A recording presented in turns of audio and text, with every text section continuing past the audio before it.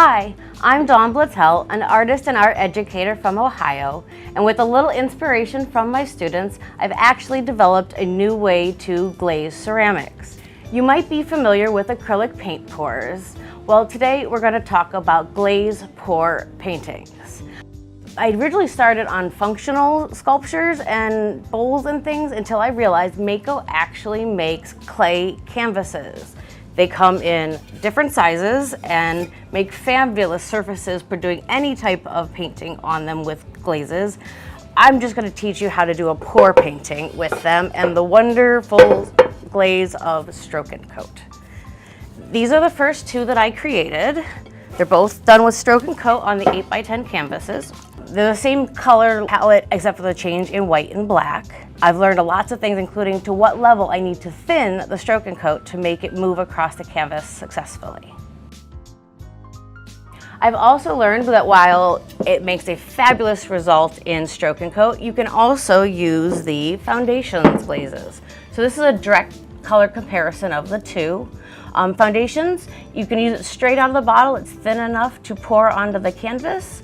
With Stroke and Coat, I thinned mine, and I definitely want to recommend you thinking about your color choices because while these analogous color families work great together, some of your blending can look a little muddy on the more transparent foundations. In considering your color choices, with like a rainbow where some of the complementary colors overlap, you tend to get a muted tone. This is demonstrated in the foundations, where the vibrancy is much more evident in the use of Stroke and Coat. So, I'd like to demonstrate using a 6x6 clay canvas how to do a glaze pour. I've been practicing for about 6 months, so I'm going to show you some of the tips that made my life way easier so you don't have to stumble where I did. My first favorite trick that I borrowed from the acrylic paint pour world is to use tape to create a wall around my canvas. So that way you don't have as much like leakage off the side as you're working, and then you contain all of your glaze until you're ready to do the sides. I prefer to start with like one corner and whatever you have to hoist your canvas up. If you have a Lazy Susan, great. I'm just using a plastic bowl and going all the way around the edges of my canvas, creating a little barrier so my glaze won't escape until I'm ready for it.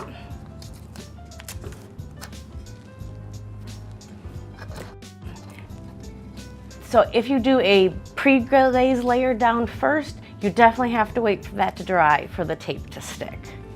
So I'm going to be using these colors in Stroke and Coat. I have Tuxedo, Cottontail, Blue Yonder, Green Thumb, and Sunkissed.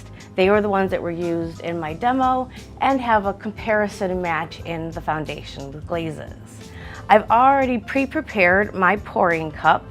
While I did start just with a normal cup, I found these that kept my colors separate until I started pouring. So decide where you want to pour. You can do a straight pour, which is just holding your pour cup in one position and letting the stream hit the canvas, or feel free to move it to create other patterns. A straight pour is right down the middle like that, but I'm an art kid, so I like to be brave, and I'm going to make some other lines as I travel. The corners sometimes are difficult to fill, so make sure you leave some area for that.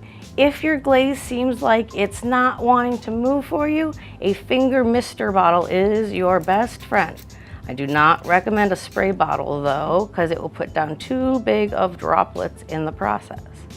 As I move my glaze around my canvas, I aim to fill the majority of the surface, though you don't have to get every spot, because when you spray and use a brush, you'll be able to fill in any small gaps.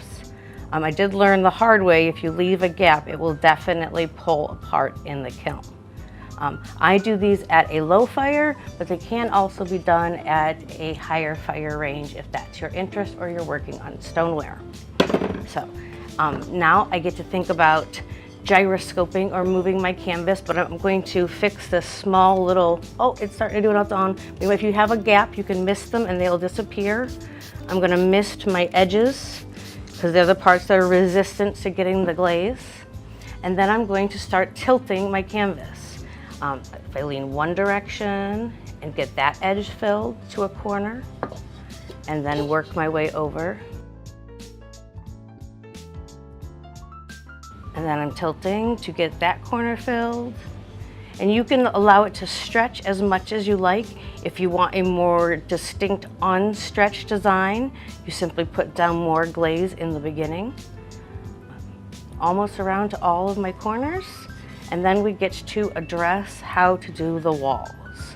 A trick I've found besides for the tape is using a brush and the mister bottle to get the sides wet to begin. So that's what I have so far. I'm going to kind of readjust my image to the center and think about pulling off my tape.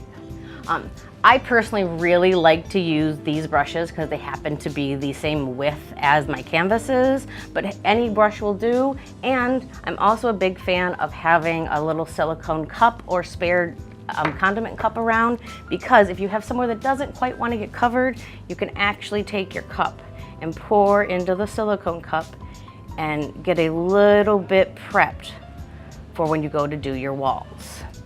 I must admit, this is one of my favorite parts, is watching the glaze travel over the edge of the surface. So I'm going to start with my little tab, and I prefer to get my mister bottle back out and spray my edges so they are moist. Oh, and in the concept of glaze pour paintings, you have a lot of excess waste as the paint pours. They keep dripping off the canvas. Because the clay is so porous, it holds on to the glaze and you have way less waste, which is something I'm big on anyways. All right, let's go ahead and pull the side. Tape be free. And you can see you get a small bead that starts to happen from where the wall was protecting it. And then I simply mist and tilt, and it starts traveling over the edge. I prefer to think about using a brush and getting that area evened out, and then it'll continue to travel better. And then I work my way around my canvas. So I pull the next piece of glaze, mist, and brush. And if you get something where like the corner doesn't quite want to get covered, that's where I go ahead and use my little extra bit in my silicone cup, and I can encourage the difficult corners to travel over when I start pushing my glaze over. And around I go, following the same method.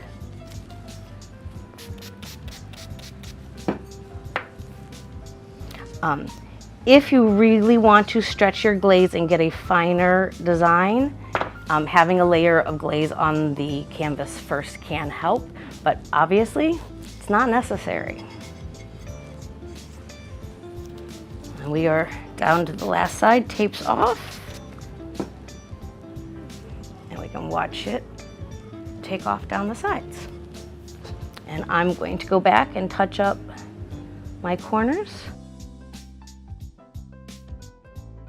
touching up my edges so that I know I won't have rough, just bisqued pieces.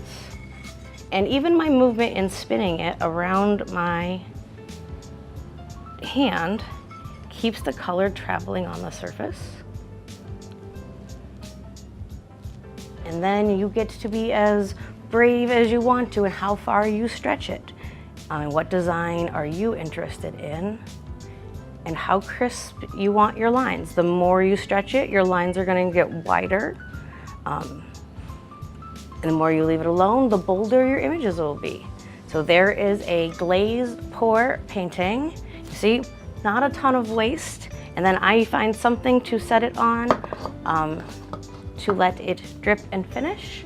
And then I'm firing these at 05, but I said they can be done at higher temperatures. So now that you've seen how to do a glaze pour painting, let me show you some of the supplies that I use to be successful at these. I prefer myself to thin stroke and coat by about 15%. The colors are very, very vibrant, but that's also time consuming. So you might choose to just purchase the foundations, which are already thin enough to use right out of the bottle and produce nearly identical results. I absolutely started with just using plastic cups that I kind of squoze and bent so that I would have a little pour spout. And I would just layer in my glazes and begin that way when I started my paint pours. You definitely want a really good brush to invest in. It makes a difference for your finishing your product, and things like tape and mister bottles are also going to make your life easier. While I've really enjoyed using the pre-bisqued pieces that Mako has to use, I've also been experimenting with other clays, and you can do a once fire. So this little pinch pot was simply made and then glazed with the same method and put into the fire once to cone 04, and it absolutely produces similar results, though you may notice the little bubbles and cells. While people frequently try to get that in the acrylic paint pour world, if you like that look, the trick is to do it on a once fire, and the gases that escape during that process will appear through the glazes and affect their surface. They're totally still glazed, they just have a different finish to them. Here's a piece that I hand built and did a once fire on, and it has a beautiful finish, though you can definitely see where there were areas that were affected from the gassing off of the once fire. Major suggestion, if you're using stroke and coat or foundations and considering this, definitely leave a place where some of the gases can escape. It will produce a better product on your glazed surface. These are also two throne pieces that I did, and they were also once fired. Lovely finish, but I'm really, really glad that I put down a base layer first so that anywhere that it did gas off and make cells, I still have glaze. In closing, I hope you've enjoyed learning how to do a glaze pour. We're also going to do an advanced video where we talk about glazing unusual shapes or doing it at different cone firings. We're also going to talk about how to alter the surface before you start working on a glaze pour. I'm Dawn Blattell, and it has been a pleasure to share this with you. And remember, always make it Mako.